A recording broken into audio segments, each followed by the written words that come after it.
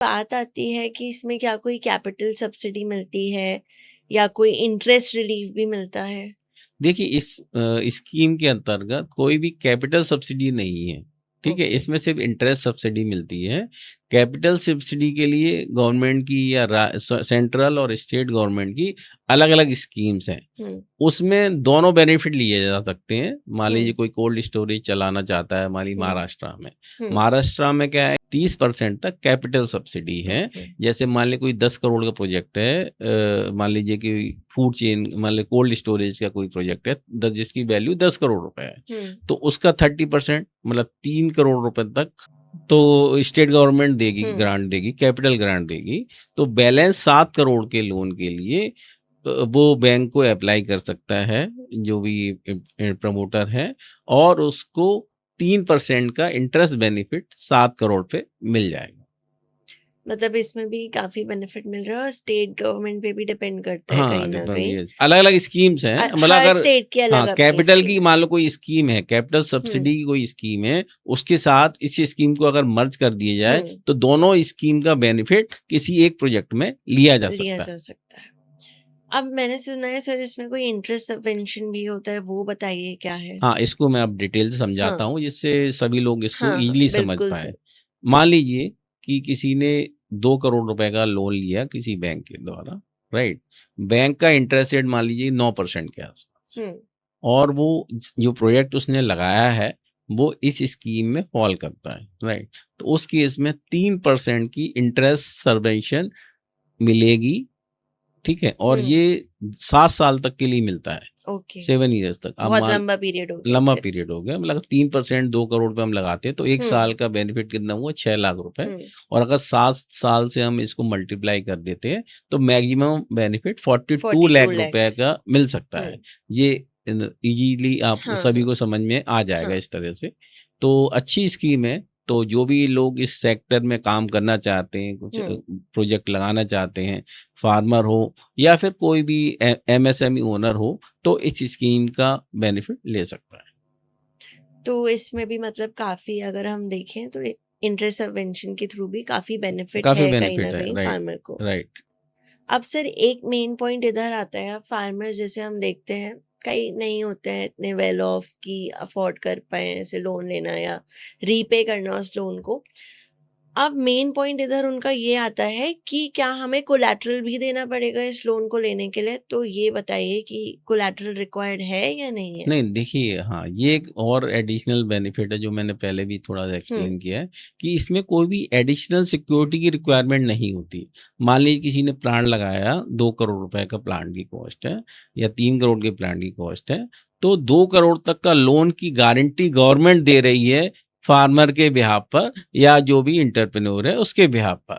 तो इस तरह से क्या होता है कि बैंक लोन देने को इजीली तैयार होता है। हम्म। ये गारंटी सीजीटीएमएससी गवर्नमेंट की एक स्कीम है, हम्म। उसके अंतर्गत मिल जाती है। जिसके बारे में हमने डिस्कस भी करा, आप हमारे हाँ, यूट्यूब चैनल पे देख हाँ, सकते हैं। Yes, yes. और इसमें क्या बेनिफिट है कि एक और एडिशनल जो बेनिफिट है, हम्म। नॉर्मल एमएसएमई के प्रोजेक्ट्स में क्या था, जो गारंटी फीस जो है जनरली हम्म। 1 से 2% के बीच में रहती है, हम्म। वो बोरोअर को पे करनी होती थी। हम्म। लेकिन इस स्कीम में वो फीस भी गवर्नमेंट पे करती है फार्मर या एंटरप्रेन्योर के बिहाफ हम्म। पर। तो ये एडिशनल बेनिफिट है इस स्कीम का। मतलब एक तरीके से गवर्नमेंट गारंटी ले रही है आपकी पूरी, आप अगर लोन ले रहे हो। कोलैटरल का इसमें इतना जो एक प्रोसेस रहता है कोलैटरल देने का, वो सब नहीं है एक नहीं है, तरीके तो से, इसलिए बैंक इजीली लोन ले लेते हैं। बिकॉज और गवर्नमेंट आपकी गारंटी और देती दूसरा क्या है कि इसका कोई जो गारंटी फीस है है वो वो भी भी। बड़ा अमाउंट होता है। हाँ। 2 करोड़ पे अगर 2% तो 4 लाख रुपए हर साल बच रहा है। हम्म। और 7 साल तक आप मान लीजिए कितना बेनिफिट हो गया, बहुत ज्यादा होगा। 28 लाख रुपए की तो इसकी गारंटी हम्म। फीस बच गई। राइट। ठीक है, तो जो भी लोग इस सेक्टर में काम करना चाहते हैं उनके लिए हाँ, बहुत अच्छी बहुत अच्छी स्कीम। अपॉर्चुनिटी है एक यस, तरीके यस। से। आज हमने एग्रीकल्चर इंफ्रास्ट्रक्चर फंड, कृषि अवसंरचना कोष के हर पहलू की बात की। क्या है, कैसे काम करता है, पात्रता, फायदे, आवेदन प्रक्रिया इत्यादि। आप में से जो किसान, उद्यमी या संगठन सुन रहे हैं, उम्मीद है आप आत्मविश्वास के साथ इस योजना का लाभ उठाने के लिए कदम बढ़ा सकेंगे। सीए विकास जैन का मैं तहे दिल से धन्यवाद करती हूँ, जिन्होंने इतनी सरल भाषा में हमारी शंकाओं का समाधान किया और बहुमूल्य जानकारी साझा की। आगे बढ़ने से पहले मैं फिर फाइनेंससेवा.com का शुक्रिया अदा करना चाहूँगी, जो ऐसे उद्यमियों और किसानों की मदद कर रहा है। याद रखिए, फाइनेंससेवा.com पर आपको 100+ बैंक एनबीएफसी के साथ 80+ लोन प्रोडक्ट्स उपलब्ध हैं, जो आपको सबसे बेहतर फाइनेंस समाधान दिलाने में सक्षम है। वहां पर सब्सिडी से जुड़ी सलाह और सेवाएं भी मिलती हैं। साथ ही IPO listing advisory, project report तैयार करना, पिच डेक बनाना, venture debt, loan syndication, financial advisory, merger acquisition जैसी सभी सेवाएं एक ही प्लेटफॉर्म पर मिलती हैं। अगर आप सही लोन उत्पाद चुनना चाहते हैं या सरकारी नीतियों का लाभ उठाकर सब्सिडी हासिल करना चाहते हैं, तो फाइनेंस सेवा पर एक्सपर्ट आपकी सहायता के लिए तत्पर है। आपके सवालों के जवाब के लिए फाइनेंस सेवा के एक्सपर्ट हर शुक्रवार रात 8 बजे यूट्यूब, फेसबुक, इंस्टाग्राम और लिंक्डइन पर लाइव रहते हैं। आप वहां सीधे उनसे जुड़ सकते हैं।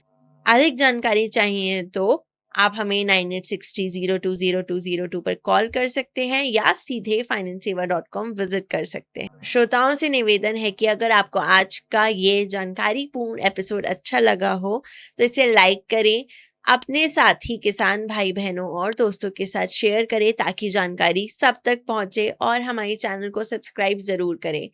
हम आगे भी ऐसे ही लाभदायक जानकारियां लाते रहेंगे। अंत में मैं तृष्णा आप सबसे विदा लेती हूँ। हमें सुनने के लिए बहुत बहुत धन्यवाद। उम्मीद है आप सबको अब पता चल गया होगा कि सही लोन प्रोडक्ट्स मिक्स कर और सरकारी पॉलिसीज का इस्तेमाल करके कैसे सब्सिडी अवेल कर सकते हैं।